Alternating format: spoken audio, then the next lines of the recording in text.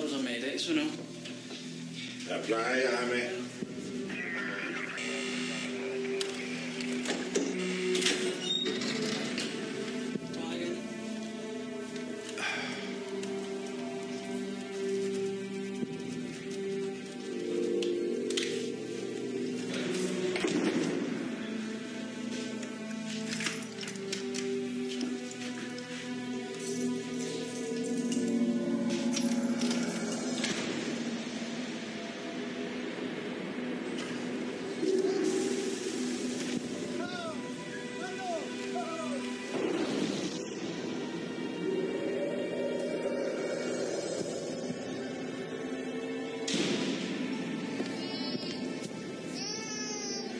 Så er ved at være afgang nede i 4. Hvad vil det sige? Skal alle nu? Skal... Manfred, kan jeg få besøg af min hund? Din hund? Ja. Elkær Tarme og ham kommer. Jeg skulle hverken irriterende eller Nå, nej, det var din lungespiser godt. Hvad skal du have? Chokolade. Skal du ikke selv have noget? Nej, jeg skal kræfte med noget af det lort.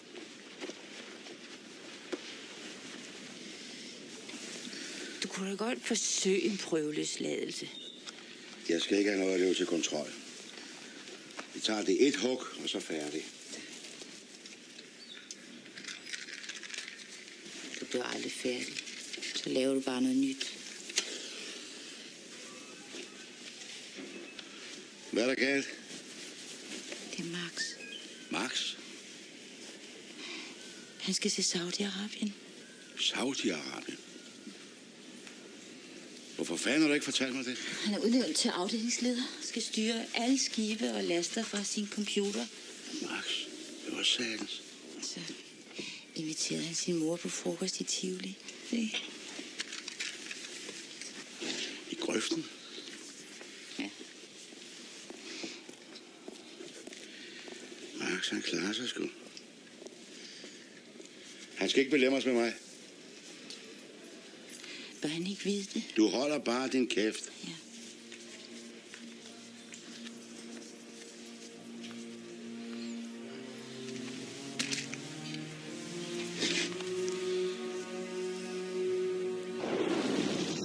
Hvad er der, Tue? Det er Max. Jeg kunne ikke sige det.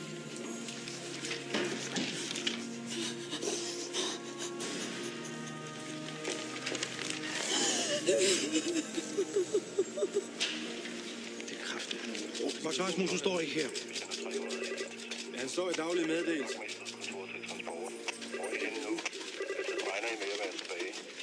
Hvor fanden er mit ekstrablad? Der er ikke flere tilbage. Der er sgu noget, jeg skal se. Jeg skal da have mit ekstrablad. Alle vil jo læse om Kuba, så der er ikke flere.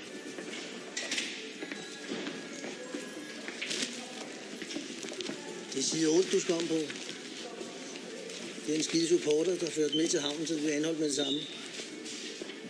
Ben Aage. Hvad er det, mand? Det er Max. Han er sgu blevet forfremmet til afdelingschef i stedet nede i Sydbåden. Nå, siger Tove det? Han kan sgu det der EDB-lort. Jamen, når bare ens børn klarer sig godt, så kan vi jo alle sammen være glade. Så det ikke kommer til at ligne din narkovrag derude. Det er ganske almindeligt tjal. Det er sgu ikke nogen større forbrydelse end dine sommerhuse. Vi gjorde det sgu da af nød, mand. De bavianer der, de gør det jo bare for at blære sig. Eller også er det deres form for nød. Og slå gamle damer ned, tage deres taske for at få penge til det lort. Forsvarer du det? Det forsvarer ikke en skid. Tænk på deres opvækst. Stjæle en anden mands båd.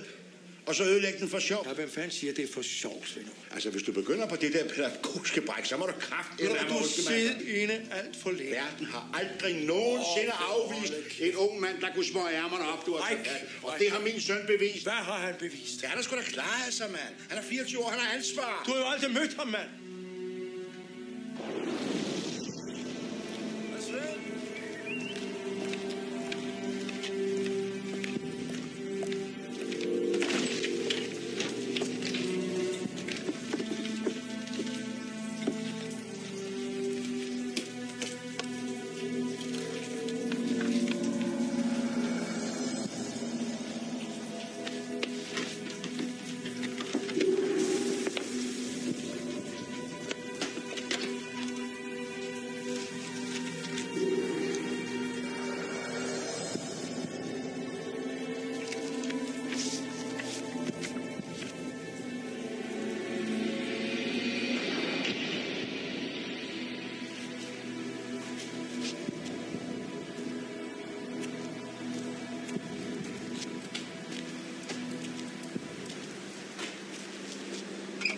ikke mere frisk luft for den 25. Men vi skal også have en smøg, du.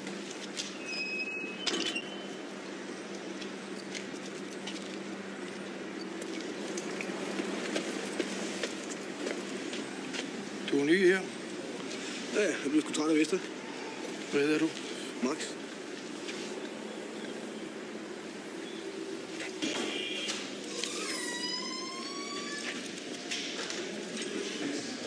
Hvad så, Daphne? Har du set ham den nye? Han har ikke taget røven på nogen af mine venner, du. Han har taget flere med i faldet. Jeg bryder ikke en aftale. Det har han gjort, bare for sjovt. Slap af, Daffy. Han kan sgu da prøve at redde kiloen, ikke? Stikker her, ikke også? Latterligt. Jeg troede bare, han ville tage dem til sig selv, og så har han ville redde dem, mand. Jeg skal ikke vide,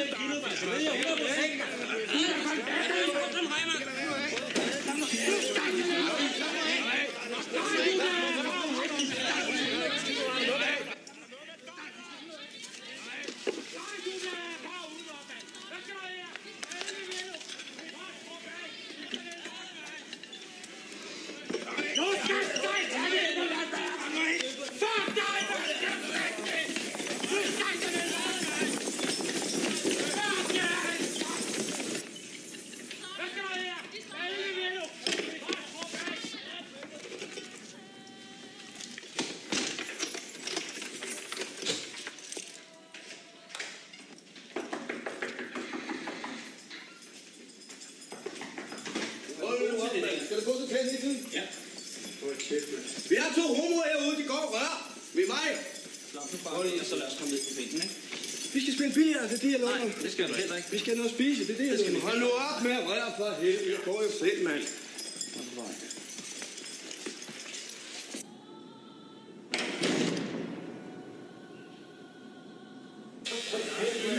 Hvad med hende, de store, der fik den rør?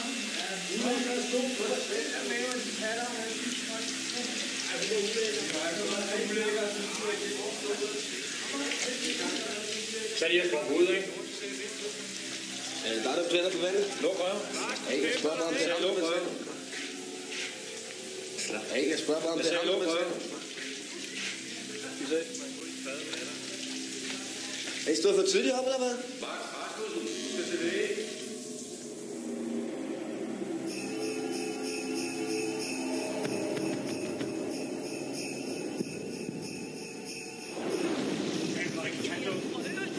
Så smækfyldt med løgn. Så jeg skal sgu nok. Så med her. Iso! Ja, tak. Det kommer du. Du er kraftedeme så smækfyldt med løgn.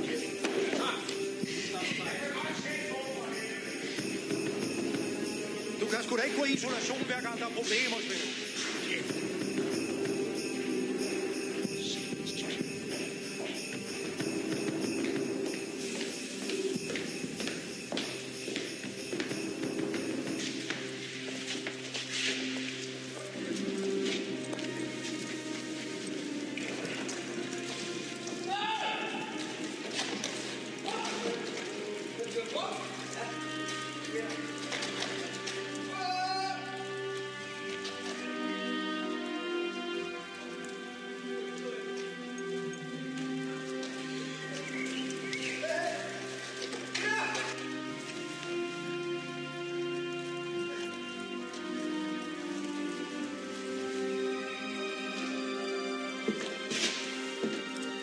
Der kommer I ned og afhører det senere, Svend Åge.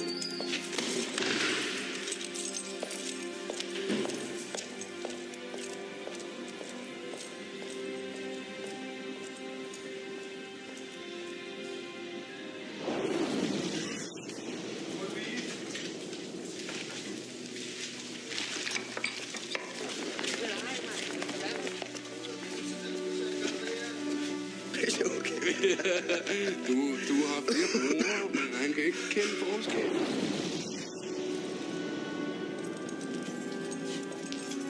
Nå, Svend Åge. Skal du ikke snart ud? Skulle du ikke ned og se det til dit drivhus? Den der fuchsia.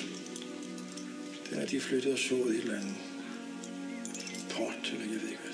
Gør måske ikke noget. Du skal i hvert fald vide det.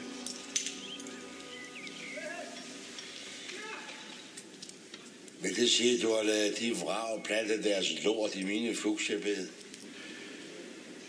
Ja, jeg skal sgu ikke trus på min familie.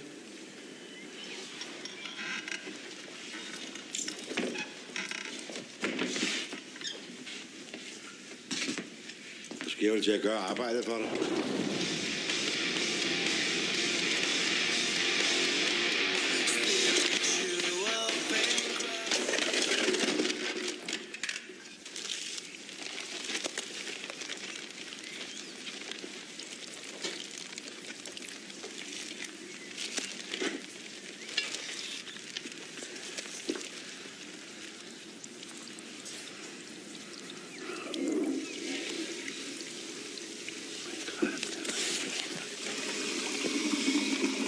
Hvad fanden er det, du laver, mand? Det er min mors radio. Så skulle du sgu have skrevet navn på, du.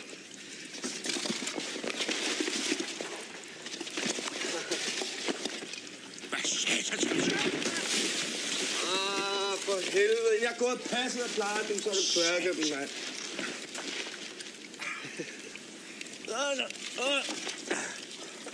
Hold grabberne af mig. Hold grabberne fra mine ting, hun er så spurgt først. Du skal kraftedeme ikke røre mine fuchsia. Slap af. Det tåler ikke træk. Han var hammerhæt, mand. Det er jo et drivhus, din idiot. Der skal sgu være 20 grader. Har jeg rørt den der? Har jeg rørt den? Et eller andet sted skal mit sgu der stå, ikke? Du var her jo ikke. Jeg var syg. Nå, men så velkommen til overfladen. Og det er den ungdom, man har været bekymret for. Det er jeg kraftedeme ikke mærke meget til, du. Nej. Hvordan kan du det, om du er lallet ind i narko og hash? Hallo, mand. Det her, det er arbejde. Min forretning, mand. Jeg har kraftedeme ikke nogen far og mor, der går og giver en lille pusser og en tusse i ny og næ, mand. Forstår du det?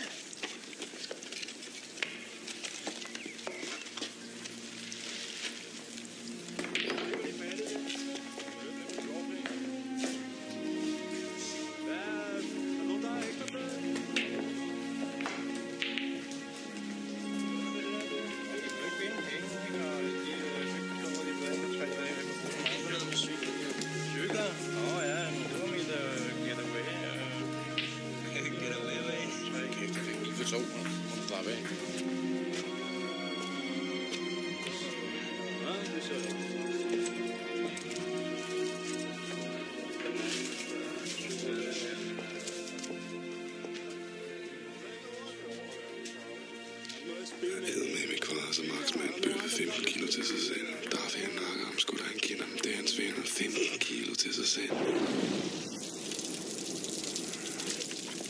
Det trænger eddermame til tekstilbehandling.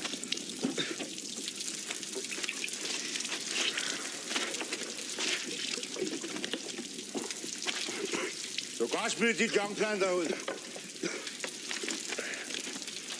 Kæft, din gamle smule. Hvad fanden er forskellen? Man bliver sgu ikke skæv af smøger, du. Det kunne du sgu have trængt til.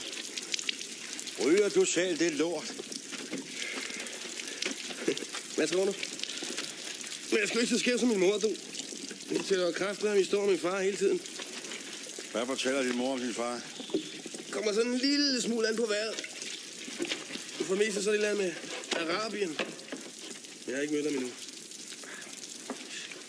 Kan jeg godt være, at din mor har en grund til ikke at sige noget om din far? Hun ved det sgu da ikke. Hun har jo bollet rundt. Nå ja, det må jeg jo ikke sige til folk i din generation. Vi skal det være. Kniv og gaffel. Max, opkaldt efter kejser Maximilian. Født i Brugsparken. Max Hansen. Det kan være, det er efter ham sangeren, der sang for danskerne under krigen, ikke? Har du også Matador på video? Ja, hvad fanden er der galt for Matador? Det skulle da en dejlig serie. Ja, det skulle det, mener. Men du havde sgu da ikke behøvet at komme til læge, Kuwait. Jeg er uddannet murer. Hvad er der i vej med det? Du får anspore ham. Kom væk fra gaden og giv ham et ideal. Og det kunne en mor ikke være. Jeg håbede, han ville læse. Hold kæft, Tove. Du har kræft med din mors mahognisplinter. Hvis mor ikke havde spædet til, så havde han ikke haft tøj på kroppen. Han er sgu da ikke andet malket, ja. Han har fået, hvad han havde brug for. Ja, til at fisse rundt på gaden og ryge hash. Han har aldrig røget hjemme. Det er sgu da lige meget, hvor fanden knægten har røget, mand. Jeg vil ikke have min søn fisser rundt og et vrag. Nej, det skulle du have tænkt på, inden du tog med Ingvar, John. Hold så din kæft, Tove.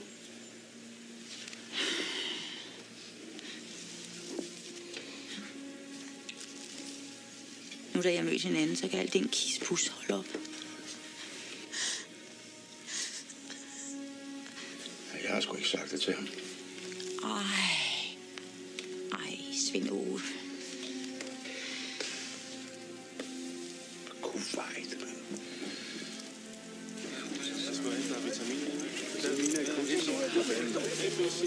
Slap dog. Kom on!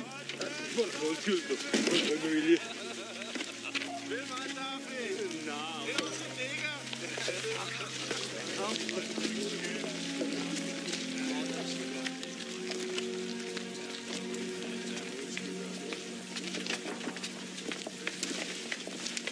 Så er du ind herovre. Skal du rende over? Ja, hvad skal du? Jeg kommer sgu en ekstra, så der bliver rundt. Prøv at høre, dreng. Jeg har lavet et nyt udkast til en annonce. Stripper søges. Vi er en stor flok fattige fanger. Jeg skal sgu da ikke videre spaghetti, mand. Tror du, det er italiener? Det er meget fedt sammen med gulderen. Jeg skal kraftedeme ikke stinke, mand. Det er noget glitter og slået, mand. Råb nu ikke, hvad du siger! Det er det tændt med ro. Jeg har farvet ikke. Hvad laver du? Tak, tænk så. Det er idiot. Stik af helvede til. Så skal du godt se, at vi fanger en kamp, din idiot, ikke? Og må betale gerne, fordi du skylder fjerne. Kom frem med det, du slap af. Du vil gerne for helvede. Det er ikke Dyrehavsbanken, vel? Jeg gider ikke lave det, mand.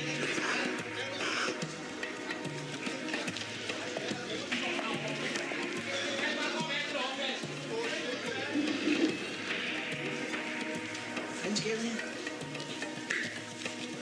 Hvad sker der? Det vil jeg jo med.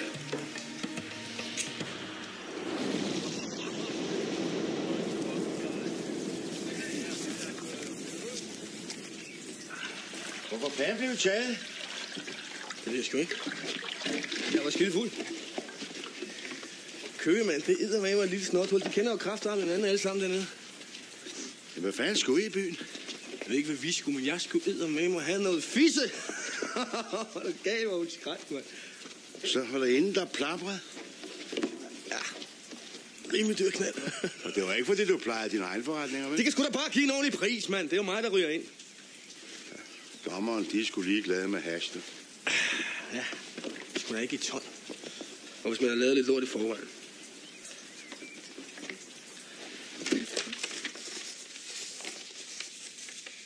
Nå, også det. Ja, det var slænget, der lokkede ham. Du får imponere, sådan er han ikke. Jamen, det var sgu da ham, der slog. Det siger de. Jamen, han har jo tilstået. Jamen, skal vi så ikke være enige om to, så har han også gjort det. Jo. Hvad mere? Og så er der her Ålholm Auto. Der var han ikke direkte involveret, der var han bare med.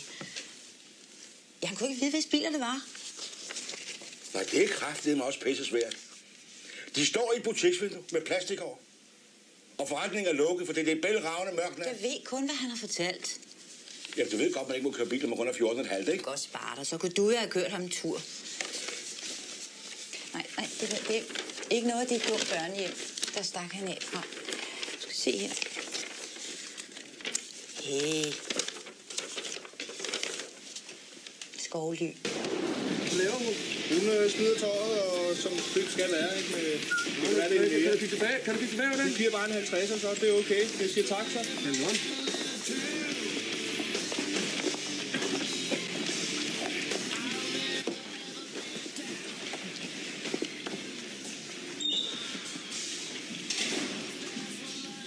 Jeg har den her havebog. Der kan du så lære at så og udplante og stikle og beskære. Den har hjulpet mig meget.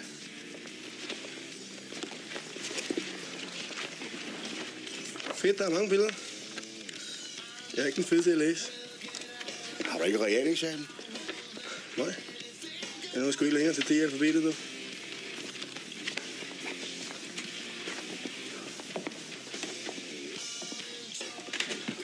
Nej, du skal komme godt ind under. Det er der, de sidder. Hvis du bare misser en, så kan du starte forfra bagefter. Jamen, blomsterne tager sgu ikke skade.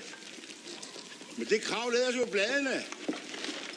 Du skal sgu da ikke tage masken af, din idiot. Jeg får jo Claus for helvede. Jeg får dom på fredag. Nå. Hvad fanden, det skal sgu da nok gå.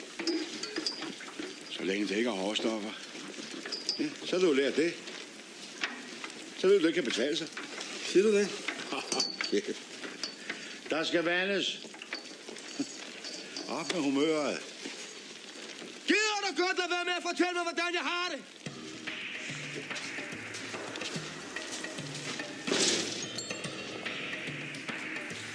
Karsten. Hvor meget er der om det i avisen? Det er der en hel del om det. Hvad kan det koste? Det kan koste 6-8 år. Er der en sidegevinst? Så er der sidegevinst på 50%. Det giver sgu da ikke bare 10 år for hash, mand. Det er ikke et bolsjer eller et sommerhus. Det er 5 tons, vi snakker om.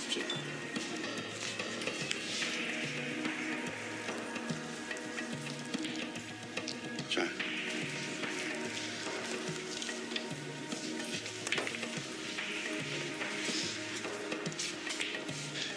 Kræften med de jordene. 5 tons.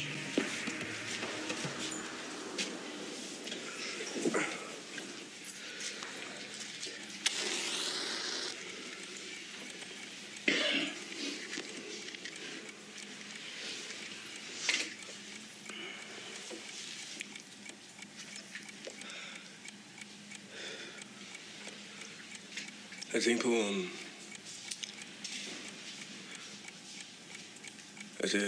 på, om du ikke kunne tage hjælp med et brev.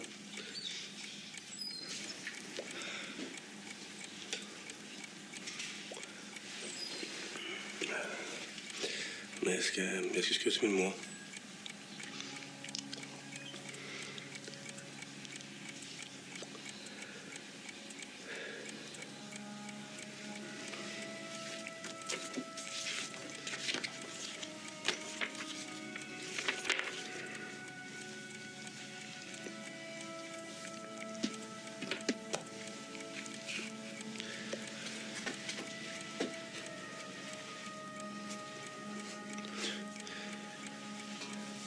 Hun skal jo nok lige advares lidt, så...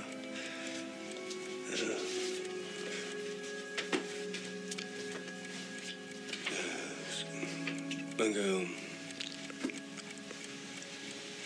Hej, mor. Eller... Man skal også skrive aldrig... Hvad er der galt med kære, mor? Men det er fint nok.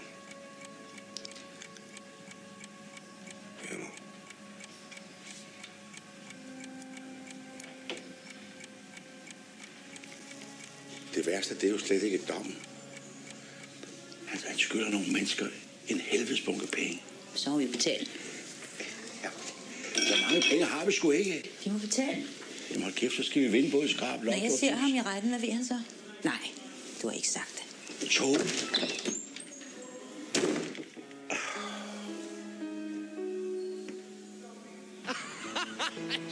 Der er frispræt, din spade, mand! Kan der komme afsted? Hvad fanden er meningen? Direkte efterkommer. Snokudtryk. Væk med dig! Du rører det ikke! Kan der komme afsted? Din abekat. Så, nu skal jeg sætte med. Hvad her? Kom nu! Lad nu være. Sådan, lad være. Kom nu! Lad nu være. Lad nu være. Slå du dig, knæk? Nej. Øjeblik. Hold øje med den. Ja! Lille buk, der er pæk!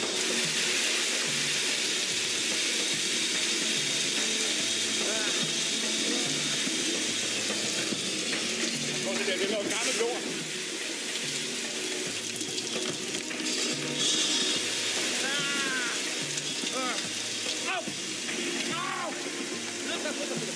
Ud og få de hænder under koldt. Kom, nu.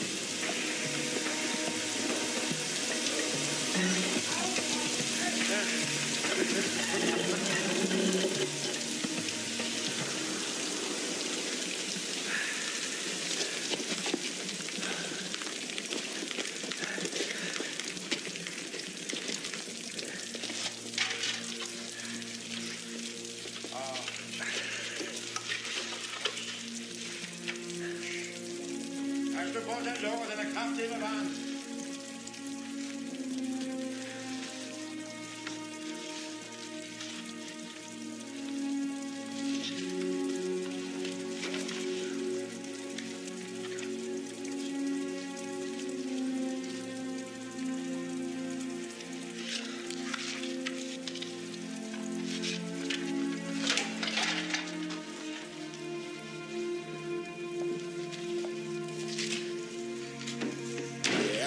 Det med noget gammelt lort. Det er klart, du skal fint.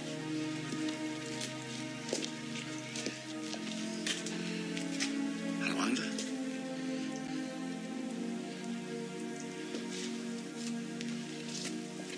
Nu gæt det.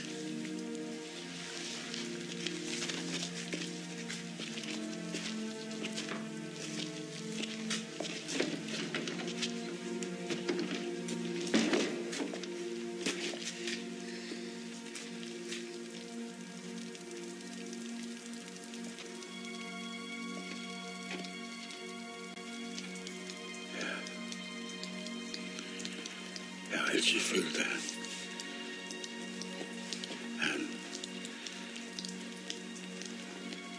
han var tæt på,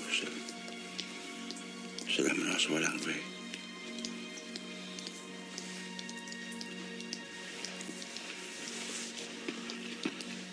Da han var lille, der kørte jeg en tur med ham på cykel. Vi var også ude og fiske sammen en gang. Det kan jeg selvfølgelig ikke huske nu. Det er jo nok ligesom mig, der har bygget noget op. Det var også en satans måde, han skulle have der vide på. Jeg vil godt selv have fortalt om det, men jeg synes ligesom, så var jeg blevet snydt igen. Max har lavet noget lort. Med alt det øvrige, så bliver det noget gedint lort. Han har 8 tiltaler, der er bevis for de 6. Det giver 8 år, og ved du hvor? Horsens. De vil skille ham for Daffy. Man giver sgu da ikke 8 år for hash. Han får sin dom på fredag, så er det Horsens med ham. Du har ikke hørt en skid af det her fra mig. Daffy, jeg skulle da også venner i Horsens for fanden. Det er jo det, der er sagen. Når jeg lukker min dør, så er det fordi, den skal være lukket! Det må ikke låst.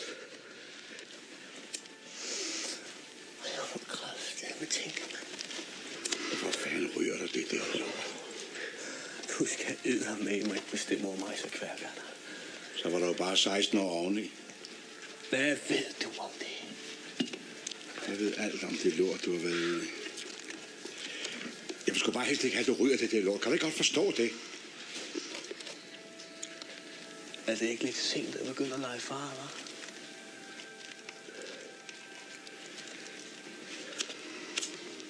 Du står til 8 år i Horsens.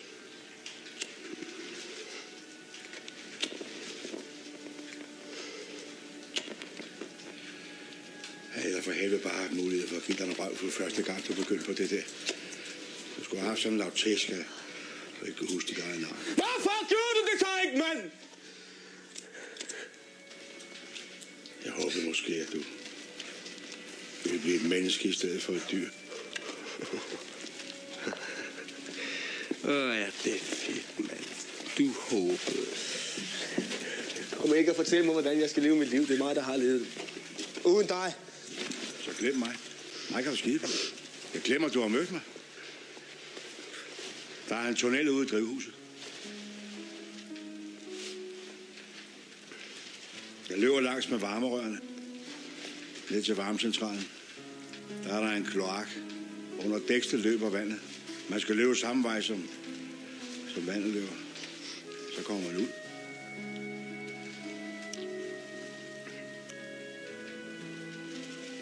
Max. Du klarer aldrig 8 år i Horsen hos Daffys venner. Du er sgu da ikke min far. Mor, hun har jo knippet med det halve Valby. Tal aldrig om din mor på den måde, når jeg hører det.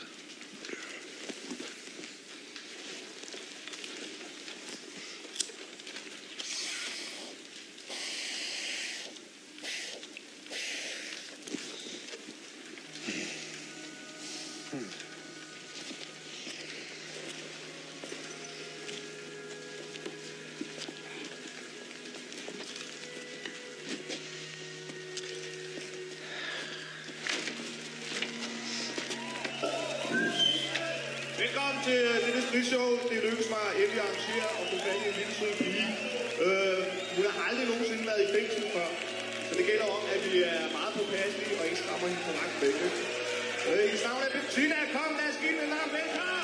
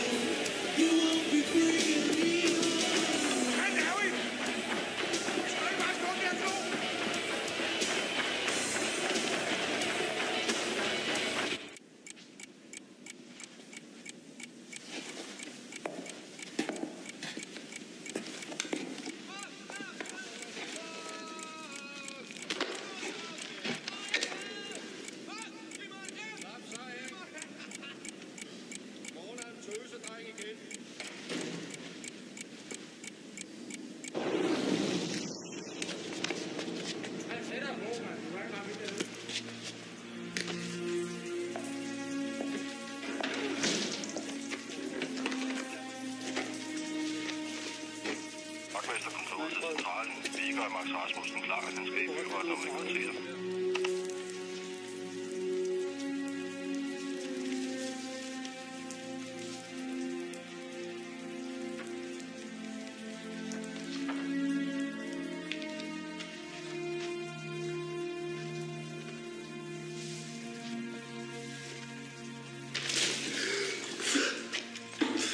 Max Rasmussen skal i byret om et kvarter. Nej, hvis du skal have lidt luft inden afgang, så er det nu.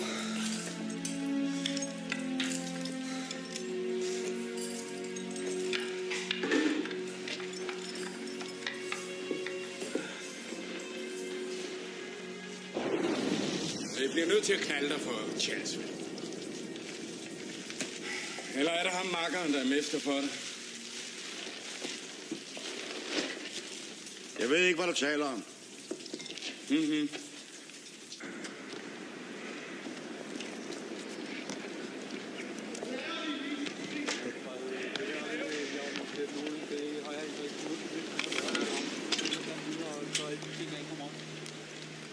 Det er sjovt, I altid tror på dem dernede. Hver gang jeg siger et eller andet til jer, så har jeg lavet et stop eller ingenting. De skider på mig alle steder, når jeg kommer ned ved købmanden.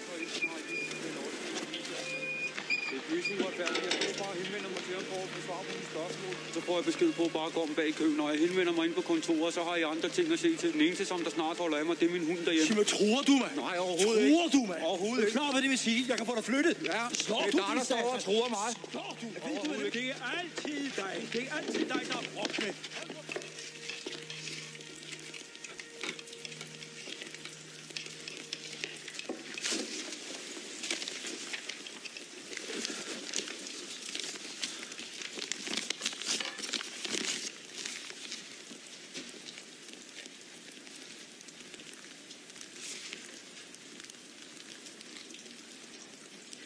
Max kalder skyerne lysesorte.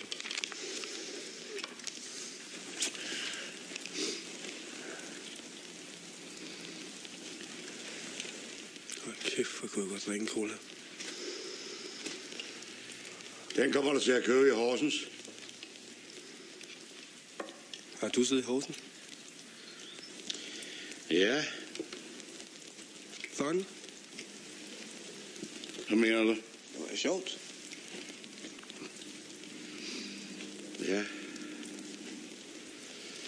Det var meget sjovt.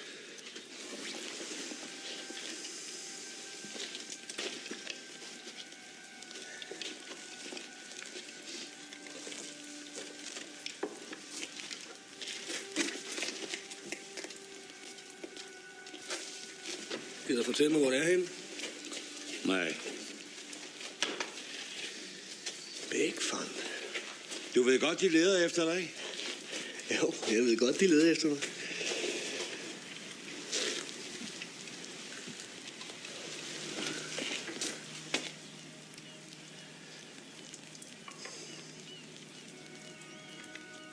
Jeg kan godt huske, at vi var ude at fiske. Var ude på Linetten, eller hvad det? Du var mors visevært eller andet. Og så købte du sådan en rystbæs, vi havde ikke fanget noget.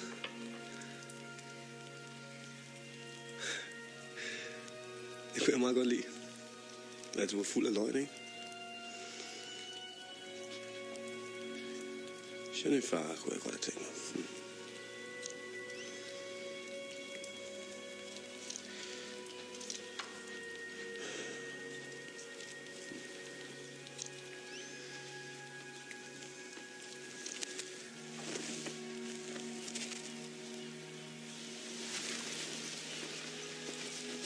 Og nu, familien har været repræsenteret i provinsen, skulle man så ikke bare kalde det?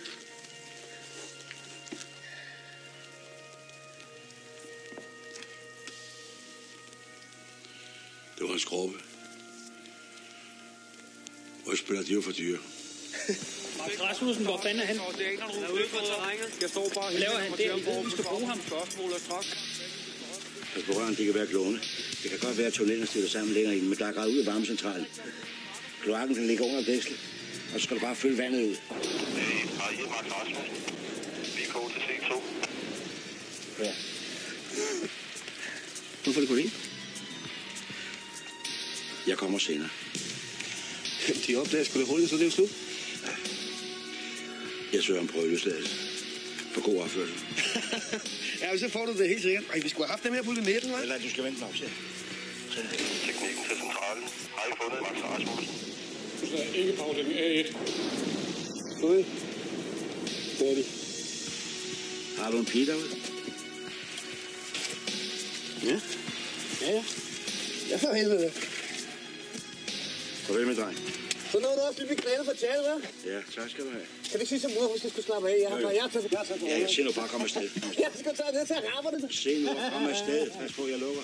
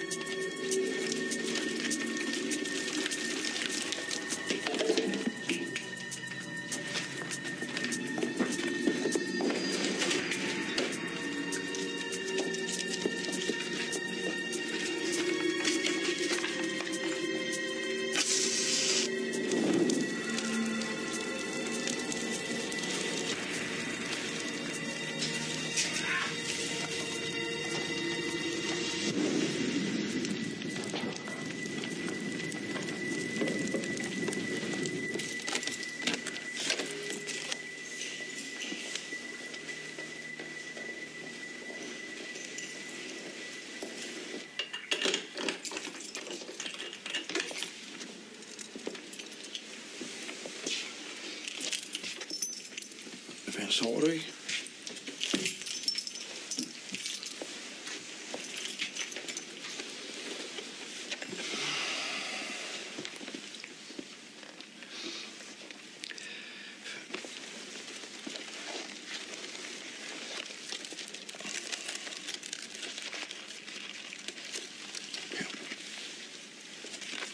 Hjemme. Jeg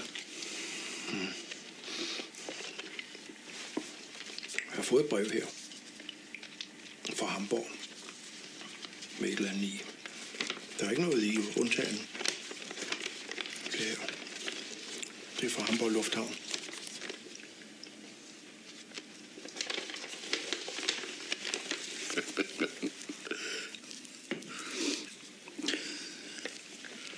tændstik.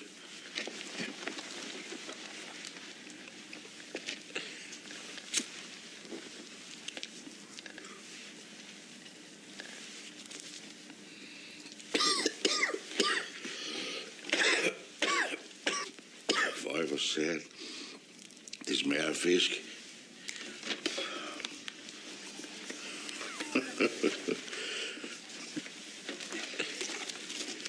Det er hjemmebagt. De river det ned. Blomster det hele. Du skal sgu nok få flere blomster, Tove. Må du gøre det nu, uden hus? Ja, de bygger sgu da et nyt. Nej, gammelt det er godt nu. Hold nu kæft med det drivhus, og så kom herhen og læg dig. Hvordan er det, du taler? Som alting, det er helt normalt. Max er stået af, at du er afbrændt, og nu er huset... Jeg er sgu da ikke afbrændt. Nej, det må man sige. Det er sgu den her naturmedicin. Gud af fanden, de kommer ind. Tager den jo ikke. Jeg tror ikke, jeg ved det. Jeg ved med et halvt øje, mit liv, både Max og dig.